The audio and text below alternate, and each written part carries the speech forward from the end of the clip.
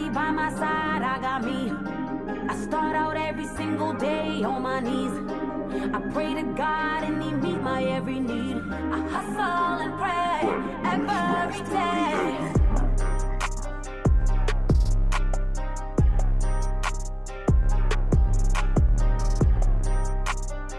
Hello, hello, hello. This is Andre Mitchell, also known as Dre Reese to me. Of course, I'm here on behalf of Wyze Wordz. We hadn't did one of these in quite a while, so Andre's been reaching out to me and wanted to get one in, so I figured what better shot to do it than to get back right at it and get it started. So here we are today. We're going to talk about some Wyze Wordz. Some inspiration or motivational, maybe learn a couple things about Dre here. I met him, shoot, it seems like a lifetime ago. I've known him pretty much my whole life. If you're not aware, in this community, Russellville, Logan County, I mean, he's one of the pioneers, OGs to the whole rap music thing, in my opinion anyway. I remember back in the day, Andre was out in the parking lot in the bowling alley selling CDs. This is one of the first people I ever known to have his own music on a CD. He might even have one on tape cassette. Did you? Yes, I did. I figured you yes. did. But he's been at it for a long time, and I know he's got some great stories to share, and probably some inspiration and motivation for everyone. Andre, we was talking about just a few minutes ago. Like I said, I've known you as Dre Reese, and then there's been a transformation, and it's now Andre Mitchell. Care to shed a little backstory on that? Okay, so yeah, the thing with that is my stepfather's last name was Reese, and growing up I took in his last name because he was a father figure in my life, and I looked up to him a lot and really didn't have a whole lot of relationship with my father, so I kind of basically dropped his last name and took on my stepfather's last name.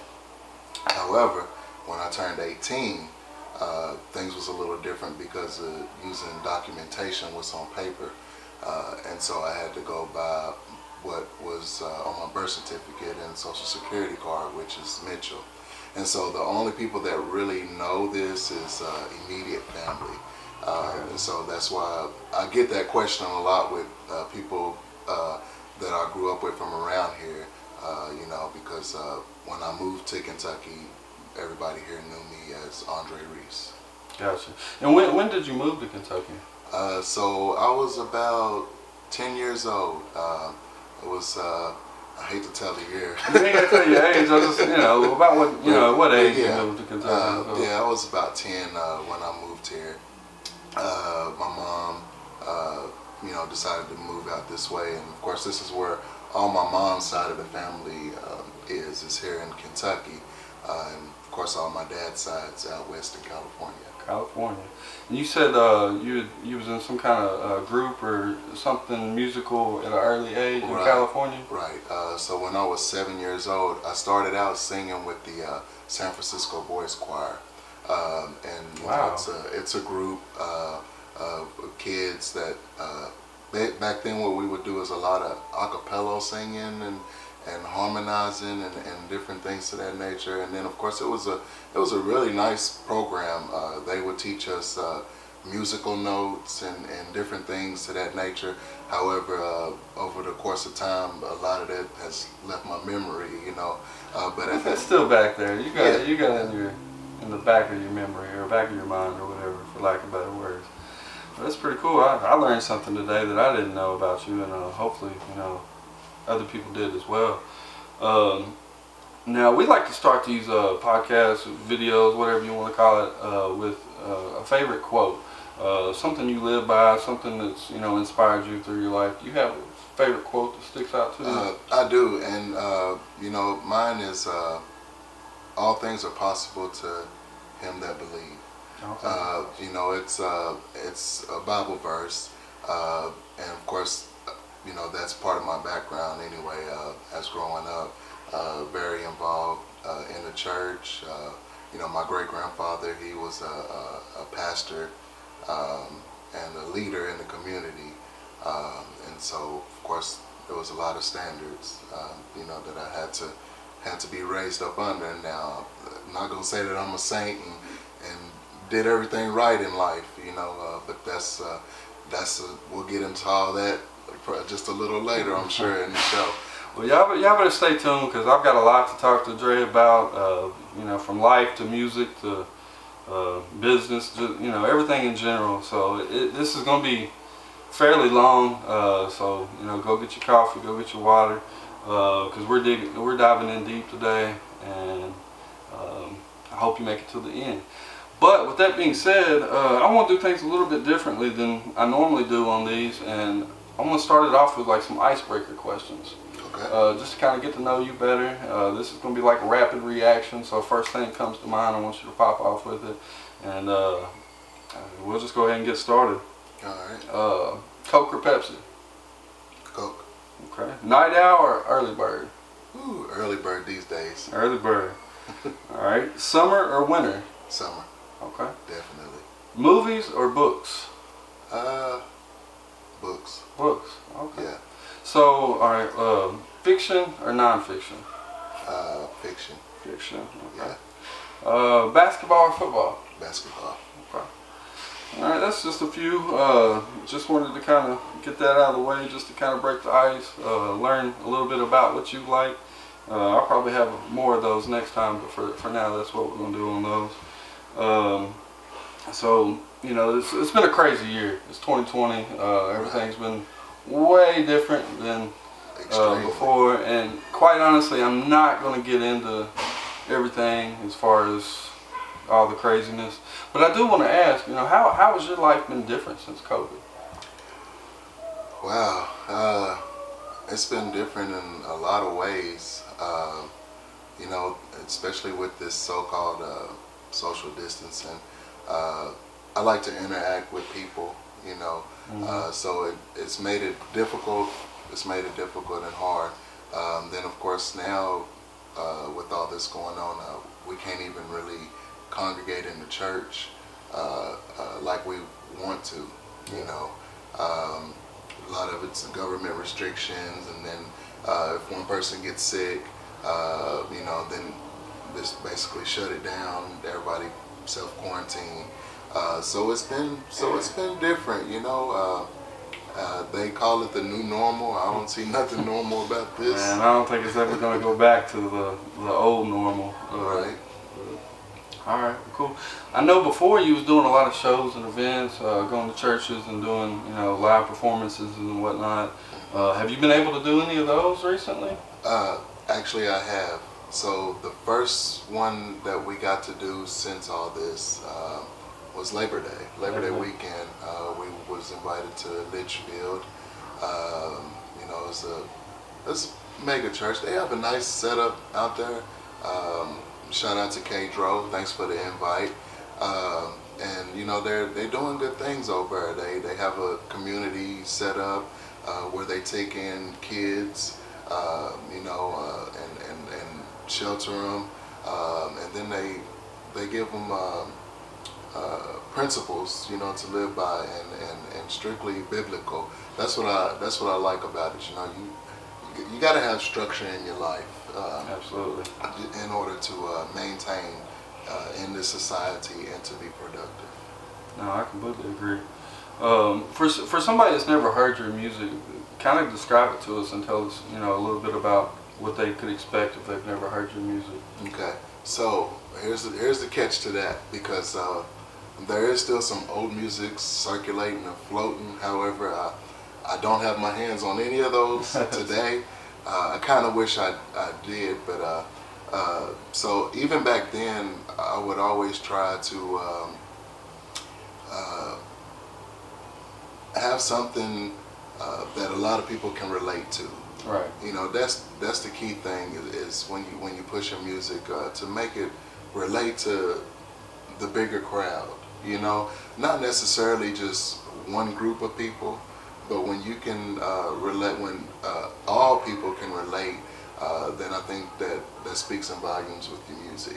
Absolutely. You know, and so now today, with today's music, because this is what I like about the transformation. I have a lot more older people that can relate, and they say, they'll come up to me and they'll say, man, we don't listen to rap music, you know, but we can understand what you're saying, and you're making sense, and so, you know, that also speaks in volumes as well, when you can reach an older generation with this type of music. Right. And so that's good, because it expands your audience. If you had to sum up your message in, you know, like quick 2 sentences, what would you say your message to the music is? My message through the music, you're not gonna be perfect, but don't give up. I like it. I like it a lot. Write that down. I mean, that's wisdom right there. That's some wise words in itself. So I'm gonna kind of bounce around a little bit. I actually got notes this time. Normally I don't. So Okay. I actually came a little prepared. Who, if any, artist would you compare yourself to? That's a tough one, man. Because I really can't compare myself to another artist. I couldn't think of anybody, so I thought it was a really good question, and that's why I put "if any" at the end of Right, it. So, I understand that. So I guess if I could actually see, I mean, I have had people tell me back when I was doing mainstream music that I kind of reminded them of Nas. Now I didn't see that, but then I got to thinking on maybe not so much format. the style, but you know, just the lyrical content, and Right. you know that you actually have a message, and it's not so much of just going with the beat and the flow and whatnot. Right. So I could see that comparison. Kind of a similar question, but not at the same time. If you could collab with any artist, dream collaboration, who would it be? Well, there's 2 that pops up in my head off the top, and of course that's one of them is my inspiration that actually motivated me to start rapping and everything. And rest in peace, wish he was here today, but it would be Tupac, definitely. But now that Kanye West has made this switch, and he's doing hip hop Christian, maybe hooking up with him. You know, I like his style, I like his beats. Even used to listen to some of his mainstream. So what I like about that is I didn't ask you, but you gave me a dead or alive answer, so that's pretty cool. But yeah, I'd love to hear you with the Tupac collab. That'd be awesome, as well as Kanye too. That'd be pretty neat. So what song? What was the first song you did that you was like, you know what? I want to continue doing this. This is something I want to do. Right. So this was back in 1999. 1999. Yeah, it was a song that I did called "Represent the Bill." I hooked up with he called himself T-Mac back then. Okay. And also known as T Martell. You know, we had been talking, and he told me, hey, I got a studio, you need to come out. And so finally one day I did, and that was the first track that I laid down, and it was called "Represent the Bill." Then of course that's when it took off. I didn't stop, you know. Of course I've had many of songs that I wrote, you know, that was I guess you could say put away in the vault, so to speak. Man, I've got to know, you probably remember, man, but back in the day you had like 3 songs on this CD that you was out hustling, you know, out the trunk, like way before, you know, iTunes or Spotify or any of that stuff. I mean, I'm talking 10 years before that stuff. Right. If not more. But what was that hit single, the big single on that? So it's either got to be The Only Way, Risky Business, Strictly for My Pimps. I think it might have been that Strictly for My Pimps, just because it might have been The Only Way, man. I don't remember the song, but I just remember being so impressed with it that, actually, I mean, if I'm being honest with it, it kind of inspired me to get into the music. Seeing someone, from our community that was actually out, and I heard it, and I was like, oh man, this, So shoot, I've kind of been in it ever since then, and I got you to thank for that, because like I said earlier, I really consider you one of the pioneers. You really inspired and had more of an impact than I think you realize on this community. So hats off for that, for sure. Thanks, man. I greatly appreciate it. Very honored and humble on it. And I know that it's got to be some truth to it, because I've heard it from a few others as well. And so and that's the thing. When people can show you respect, respect and honor, then that goes a long way. It does, because that shows what type of character that you are.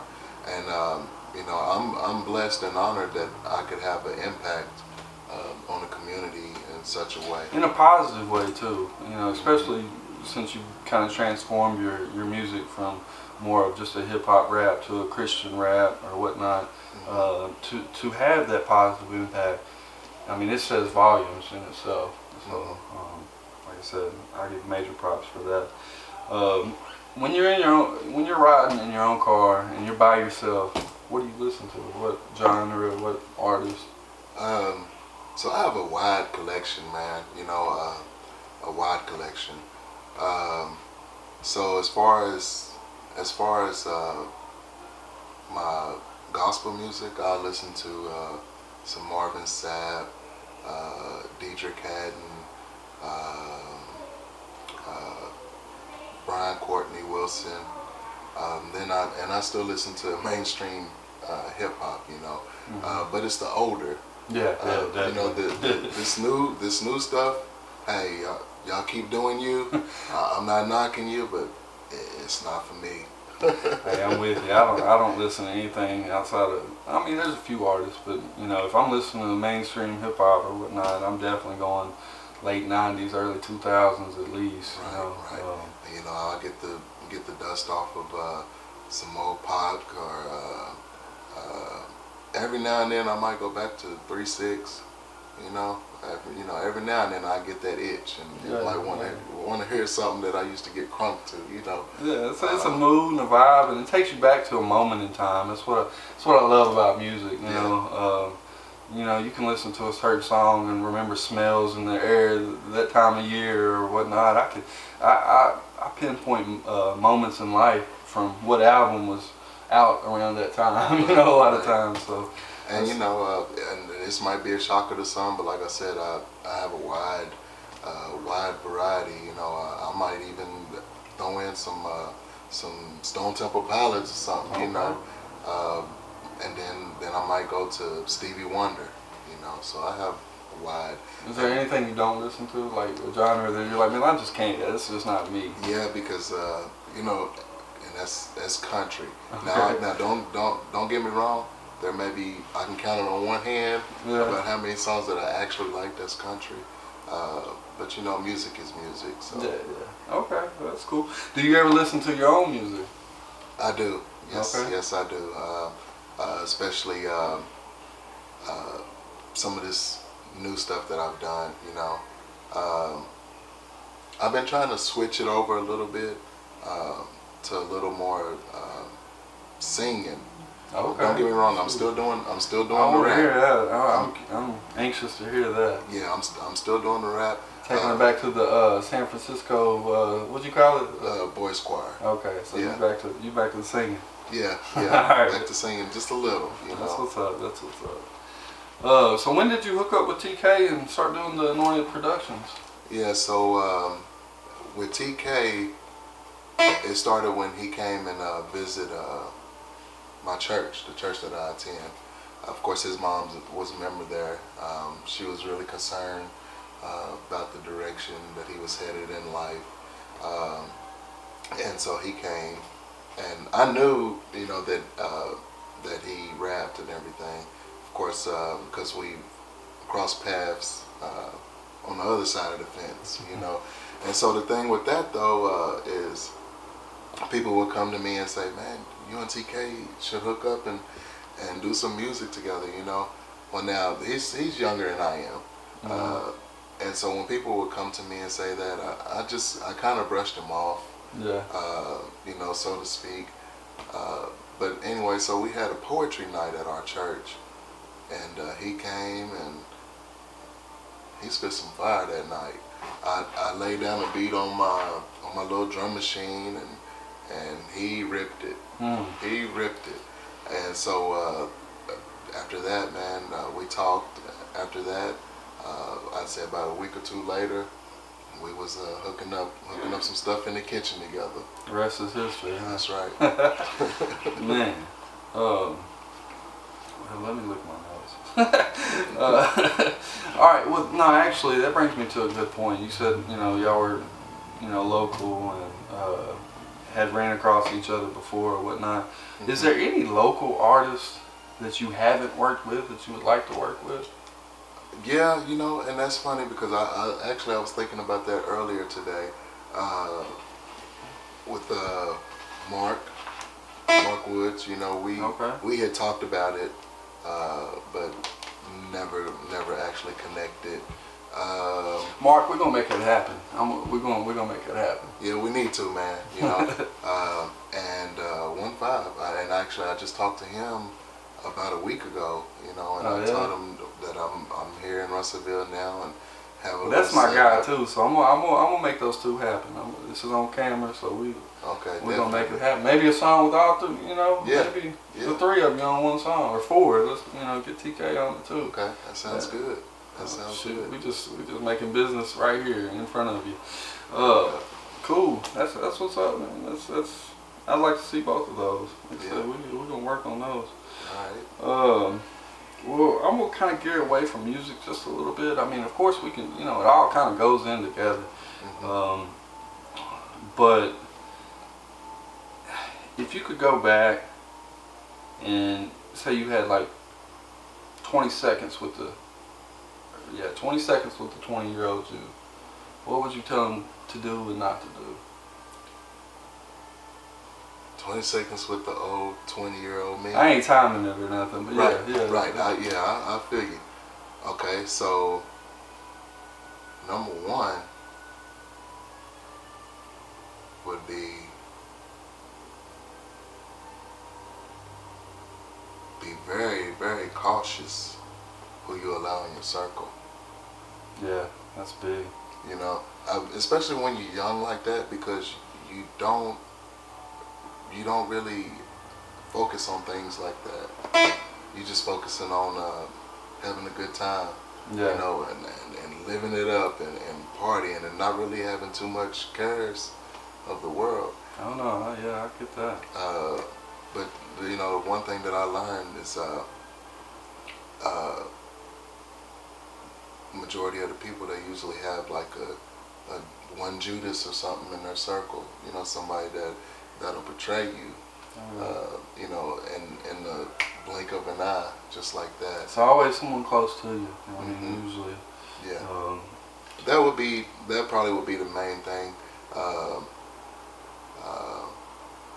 And then I probably would either say something like, make your money honestly. If that means go to school, make your money honestly. These streets, man, that life's not all what it's worked up to be. No, I agree. Definitely something to be said for that. Well, is there anything that you would go back and change in your life? Are you happy with where you're at now? I am happy where I'm at, and a lot of the things that has happened in my past has pushed me to where I'm at today, and so That's kind of tricky, man, you know, because a lot of people would like to go back and change some things in life, but life is all a learning process. Yeah, absolutely. You know? And I think that's, that's a common answer for that kind of question, because I think that's, as long as you're on the right track, you really don't want to change anything. I mean, you could go back and make different mistakes, and it would probably, lead you to a different outcome. But overall, I think that's a pretty solid answer for that kind of question. So, what did you want to do when you was growing up? Did you always know you wanted to do music, or did you have? No, I didn't. Music was there. Of course, it started out with poetry. Yeah. But no, man, I had hoop dreams. Oh yeah.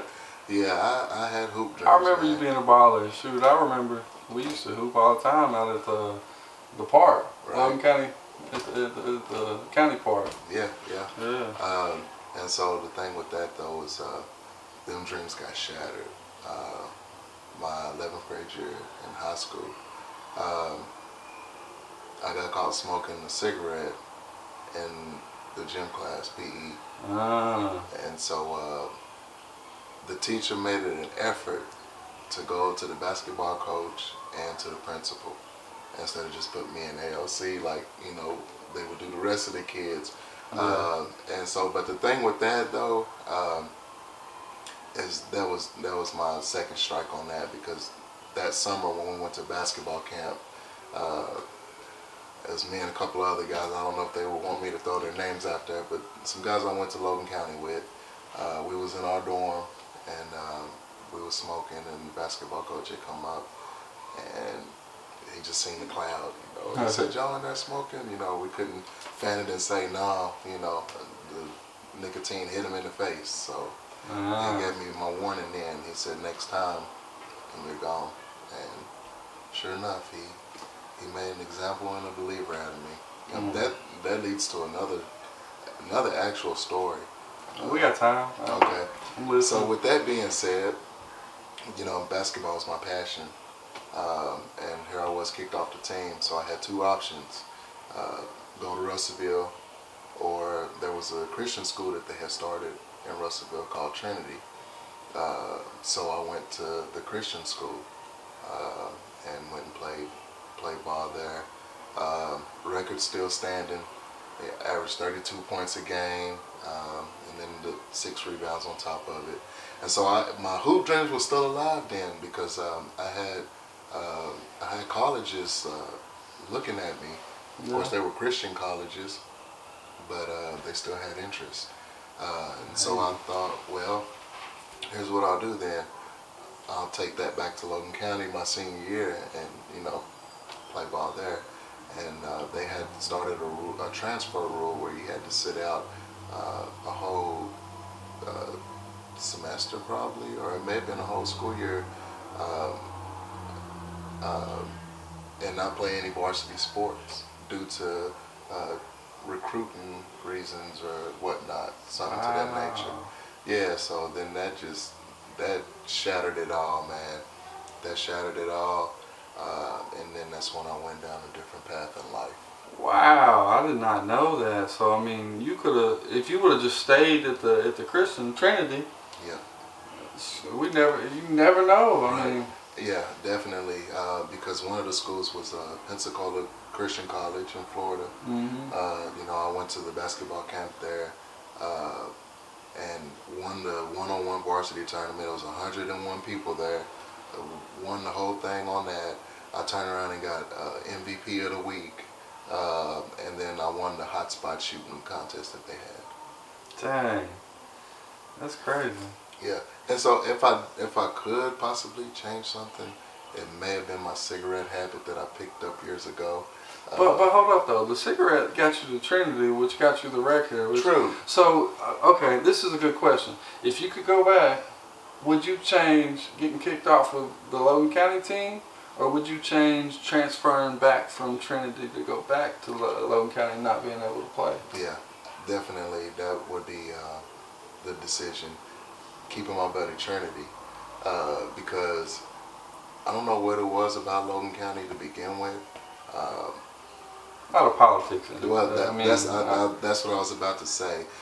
Because don't get me wrong, there was some talented kids there that was in my group, but all hands down, I mean, you know, when you got talent, you got talent, and then not only that, you know, I did have a bigger shoe to fill going to Logan County because of my uncle leading Logan County to the first state tournament and then them winning it. And who's your uncle?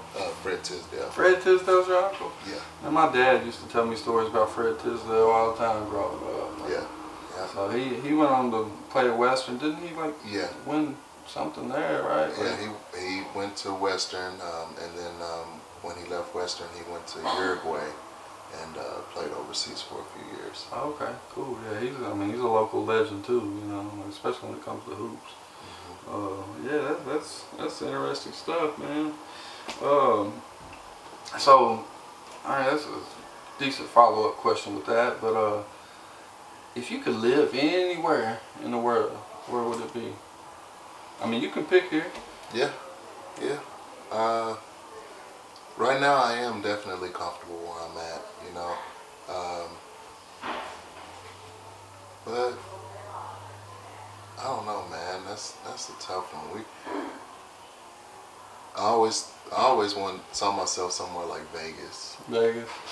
You know, but that was when I was living a complete different lifestyle too. Yeah. You know, so but maybe that could be on the bucket list. You never know. Hey, man. Going to Vegas.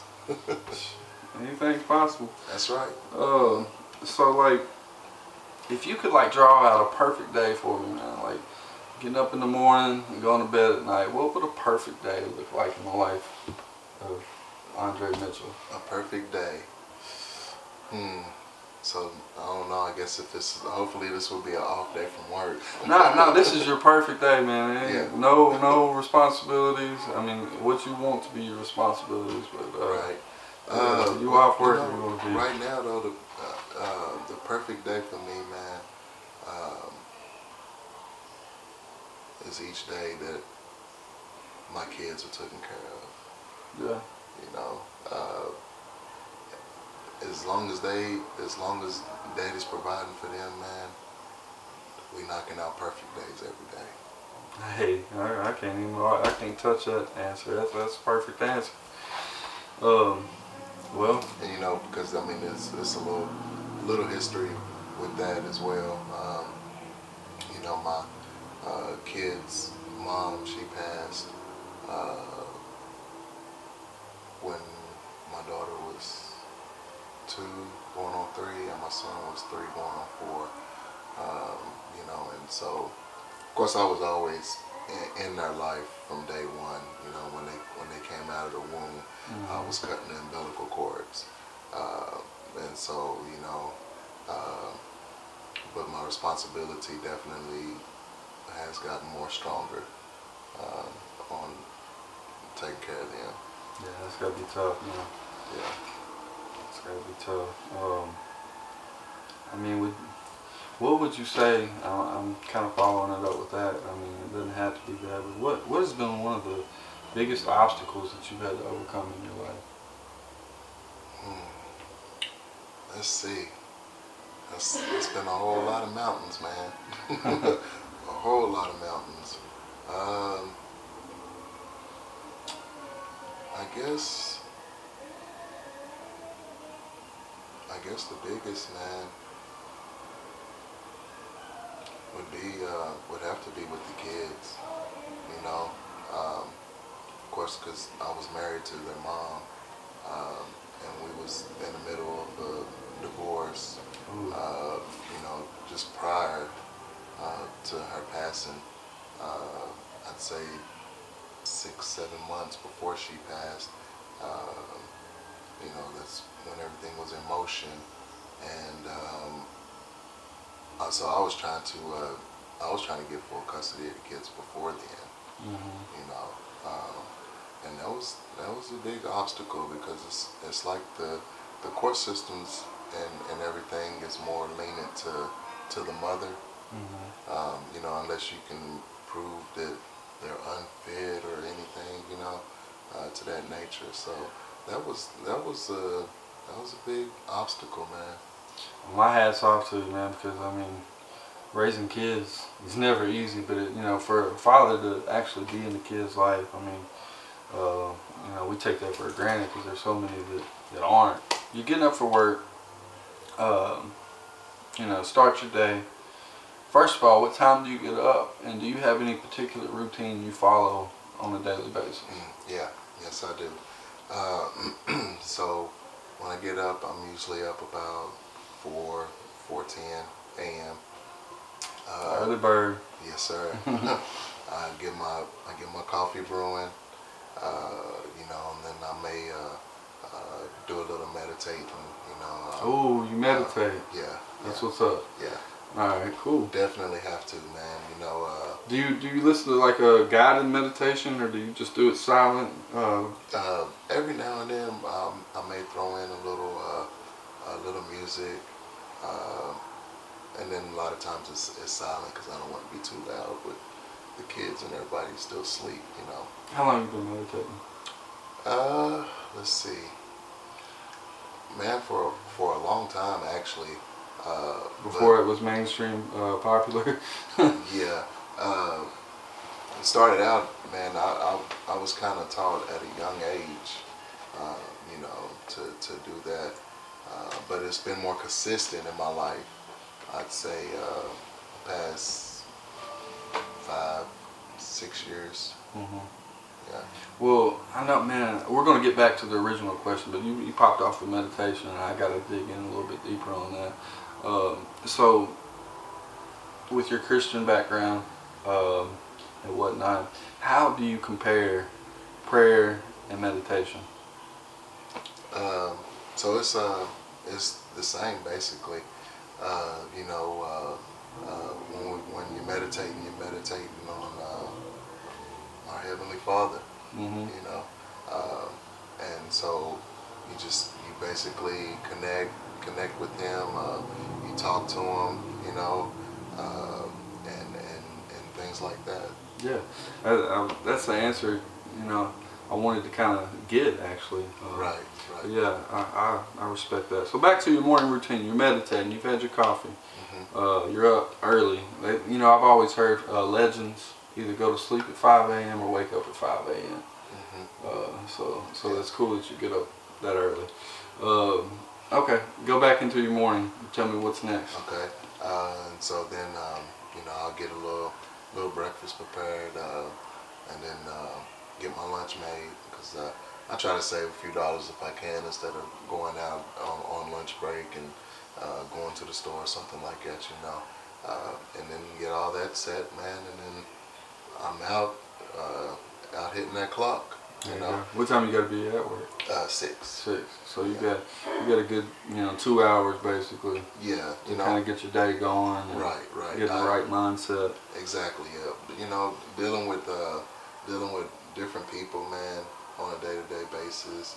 You deal with personalities and everything, and so you always want to try to make sure that your mind's right. You know, your mind's clear, your mind's right. And that way you won't let too much affect your day. You know. Good answers, man. Good answers. So complete this sentence for me. I value ... Well, you know, they my priorities, and so you'll always probably hear me throw them in the mix a lot, and that's my 2 little ones. Okay. You know, I value them. Then I value life. You know, life is a precious gift that God gives us. You know, a lot of people look at it as a mystery, but it's a perfect gift. You know, that He's given us when He allows us to breathe. Absolutely. Yeah, I agree. Couldn't agree more. So earlier when we was doing the rapid reaction questions, I asked you, books or movies, and you said books. So can you tell me 3 books that have changed your life? Yes, I can. Let's see.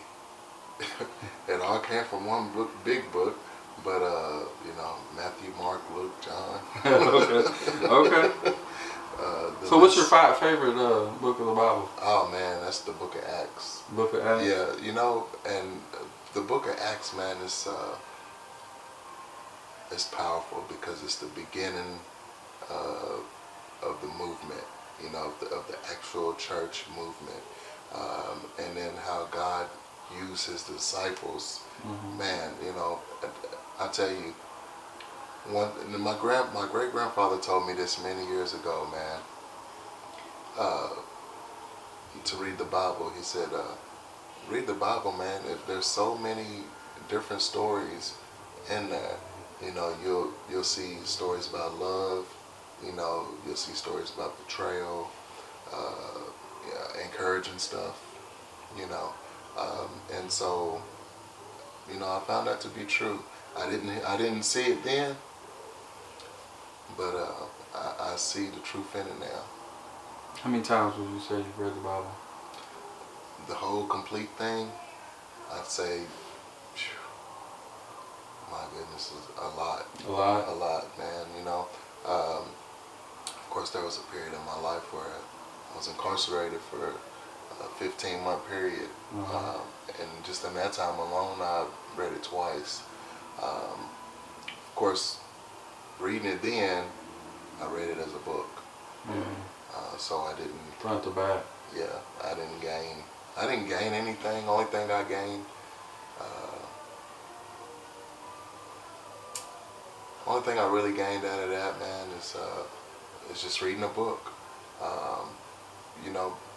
The thing with the Bible is it was inspired and written through the Holy Spirit. So you really can't just approach the Bible reading like a regular book. I got you. That's where a lot of people say that they don't understand it. And I get that. I understand. A lot of and then when you got the thous, and those, it does make it a little complicated to understand. And so that's why they have these different Bibles. You got to be careful with that, though. But they have these different Bibles, that will try to give you a better understanding and everything. But yeah, I'd have to say the Book of Acts, man. It's my favorite. Gotcha. Outside of the Bible, is there any books that you recommend or? Well, let's see.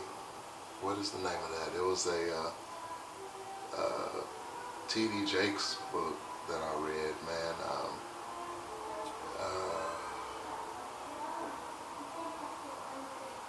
It'll come to me, the name of it. All right, we'll get back on that here in a little bit.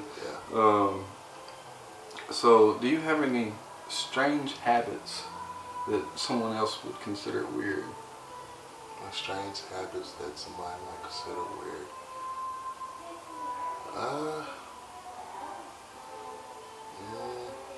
I don't know, man. That's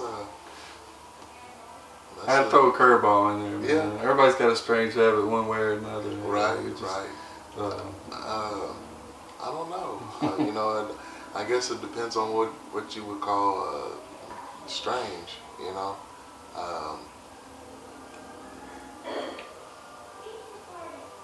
Yeah, I don't know. I stumped him on that one. Yeah, all right. Got him on that one and the book. But cool, man. So on your journey, excuse me,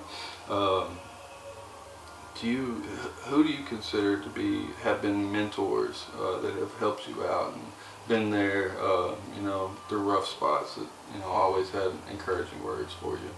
Right. So then that would go back to my great grandfather, and then also Fred.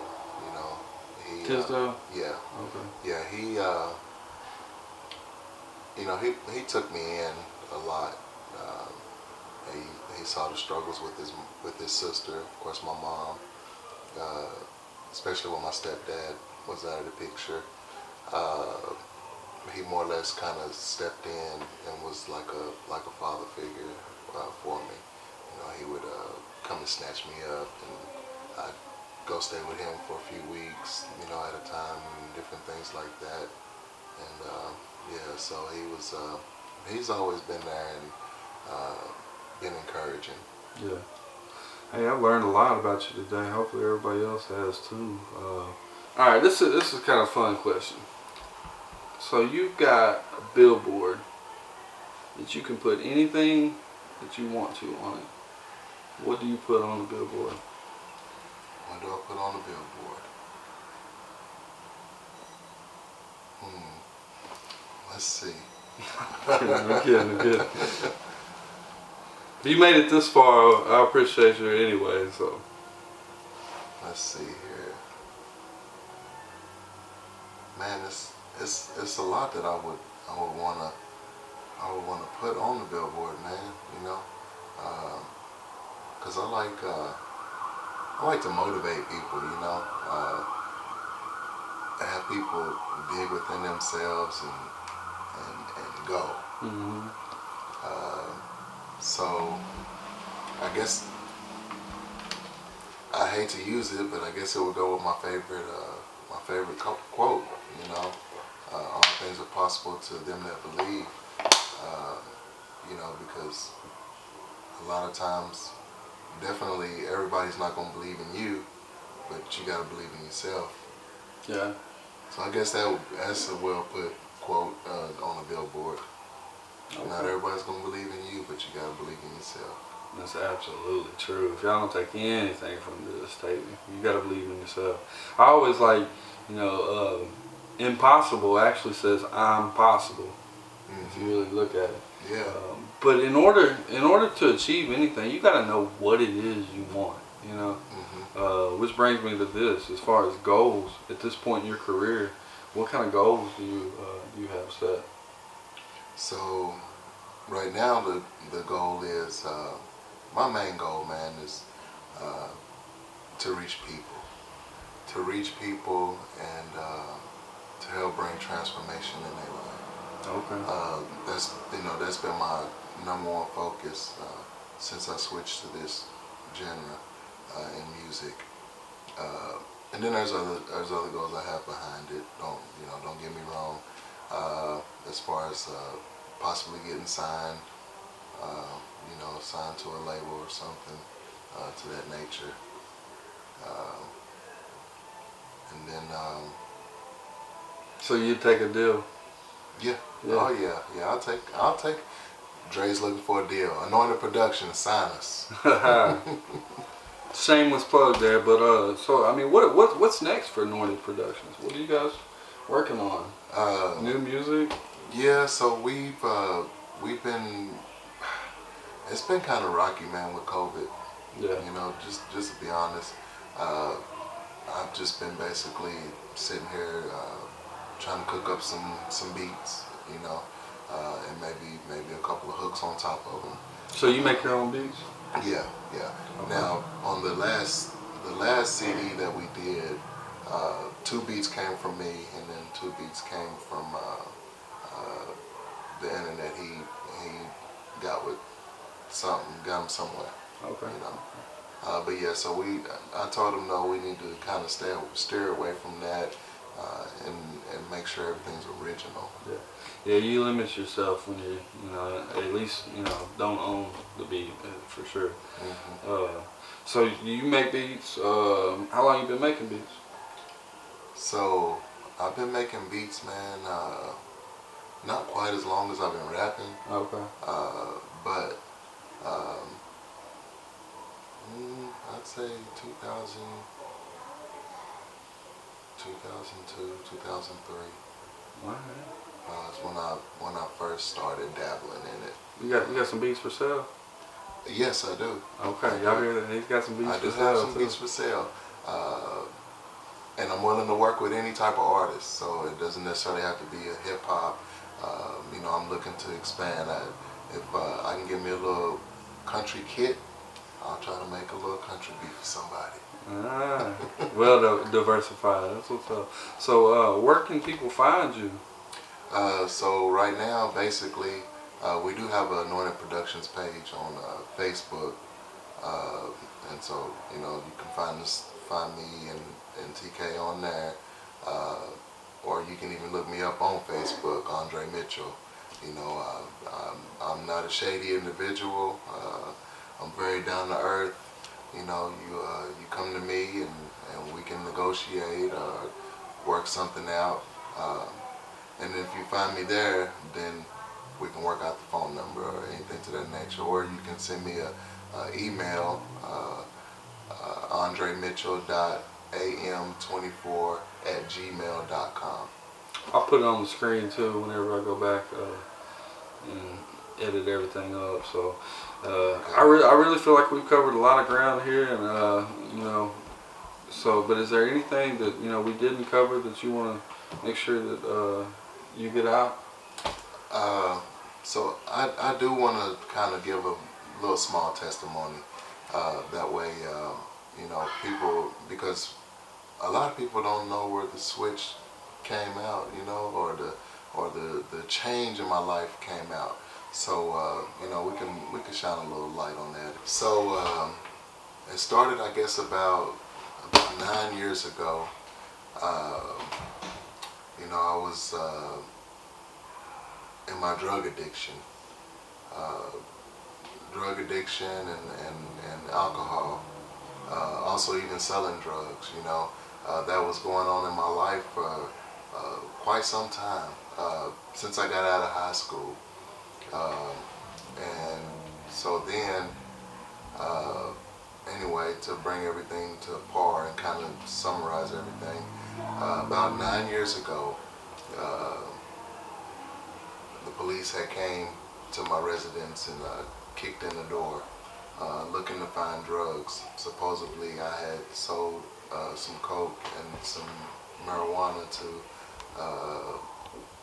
I wouldn't necessarily say an informant, but somebody that got pulled over with the drugs, and they found them. And so what he did was wrote statements and said he bought the drugs at a guy named Andre Reese's house.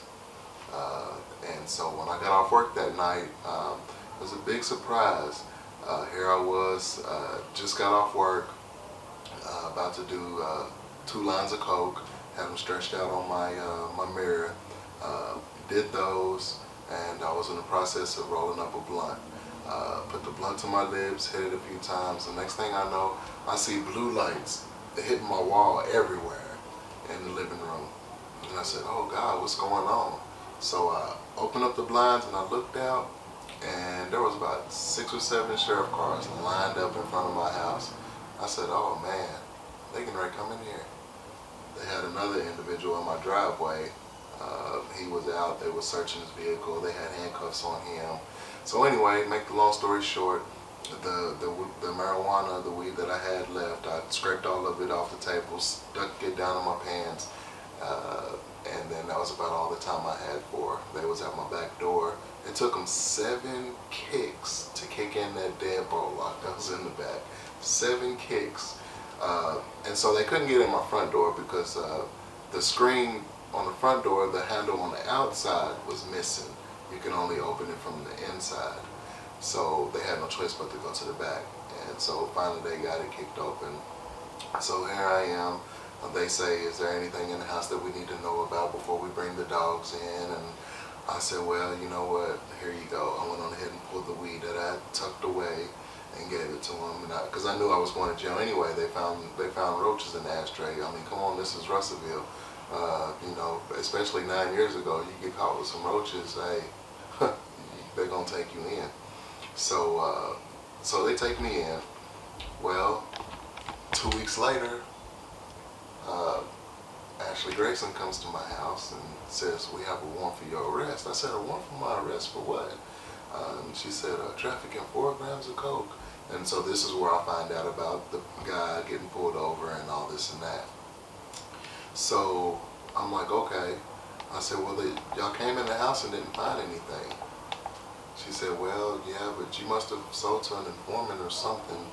I said, okay, whatever. So they took me to jail. I sit in jail for 8 days without seeing a pretrial. So here I am. I called my mom, let her know I'm in jail and everything like that. And so she's on the outside trying to work on getting me out. Finally, I get out and see the pretrial, whatnot, go to court. So here now they trying to charge me with trafficking coke and marijuana. Of course, they didn't find anything when they searched the house, but still yet this is what they were trying to charge me with. Now, I say this though, I may not have been guilty at that time, but I was guilty because it seems at this point in my life, my past was catching up to me. And so while I sat in jail for those 8 days, I come to realize that I was tired of this way of living. I was tired of the in and out of jail and everything like that. And my mom, she's a praying mom. She always was praying, you know, that change would come into my life and that I would live a different lifestyle. So she talked me into coming to church. So I went to church. And I'm still going in and out of court because, you know, what they do is they like to push court dates. You know, they'll push it up a few days, push it up a few months. So here I am in and out of court and also going to church at the same time. I step into the doors of Freedom Church International, and they are strictly about prayer, reaching out to God, crying out to God. And this is why I love Freedom Church so much, and the pastor there, you know, is they don't mind going to war with people whose souls are lost, you know. And so here this pastor was coming with me to court, and it's a woman pastor for those that didn't know. I believe that God can use anybody, man or woman. So here she is coming to court with me, and she's encouraging me and saying that, you know, what the enemy meant for your bad, God's getting ready to turn this around for your good, and everything to that nature. And here I am, I'm petrified and scared because, you know, I'm thinking, well, heck, they can try to railroad me. But so here's the catch to all this though. So here I'm going to court, and I'm like, you know, the day that they're trying to accuse me of all this, I was actually at work. This is why I said I wasn't guilty at this time, but my past was catching up to me. So I said, well, you know, since McDonald's has cameras and everything, I can show proof that I was at work. However, the Commonwealth attorney wasn't ready to accept anything like that. So they were trying to railroad me. Anyway, basically what it boiled down to was the final day, court date before the trial date, they came up with a plea. And so here was the plea and the offer that they gave me. They said that, hey, we'll drop the trafficking cocaine charges if you plead guilty to trafficking marijuana. So I paused and I thought about it a second. And I said, you know what? Okay, whatever. Plus at this time anyway, I started seeing a little transformation taking place in my life. Because at this time I hadn't already quit selling, quit smoking, quit doing coke, doing it all. But that didn't happen until I kept going into church and praying and started reading the Bible for myself more and getting a better understanding. You know, and then that's when transformation began to take place. So they put me on probation and everything. I get a job. And so, anyway, I guess about the 5th or 6th month being on probation, the probation officer looks at me and says, today can be your lucky day. He said, I have 4 people come in here and piss dirty. If you can piss clean, he said, I'll take you off of probation. He said, you seem like you're not a problem or anything. So I said, where's the cup? He handed me the cup. I went on ahead and did my business, and everything was clean. So then they let me off probation and everything. And from that time on is when I began to walk into my calling. Of course, for those that don't know, not only am I doing hip-hop Christian music, but I'm also called to preach the gospel. And so I've been doing that now for about 8 years, ministering and witnessing to people. And even on Monday nights now, I started this a couple weeks ago, on Facebook, I do a thing called Food for Thought, 6:45 p.m. And it's where I'll go over some scriptures and kind of, it's kind of like a devotion slash, maybe you could say preach or minister to that nature, but I'll go over a few verses and then elaborate on it and give what the Holy Spirit has revealed to me to you. And so you can catch that on Monday nights at 6:45 on Facebook. I go live. And so, you know, I just want to say though that no matter what you do in life, that you keep going, you keep pushing yourself to the limit.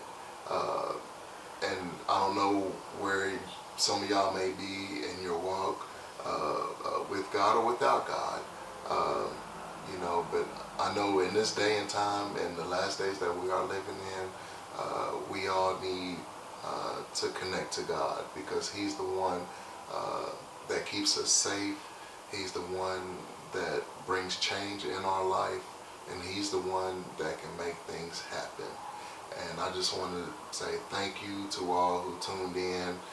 Shout out to my boy Jordan for the opportunity to be able to give my testimony for one thing, and then maybe to inspire somebody else. And I just want y'all to stay blessed. Check out Annointed Productions on all streaming platforms. And we'll be having some new stuff come out shortly.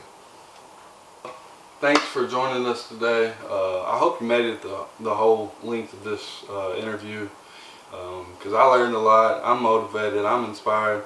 Hopefully you are too. And thanks for joining us today. Thanks for telling your story, your testimony. And anybody who wants to reach out to Andre, from what I've heard, you know, he'd be more than glad to speak with you and hear your story too. So everyone have a great day, and we'll see you soon.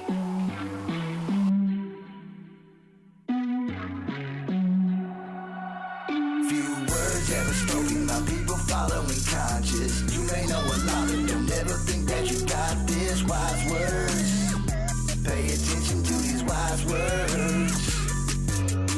And people follow people, but seldom following dreams. They tend to follow dreams, but never know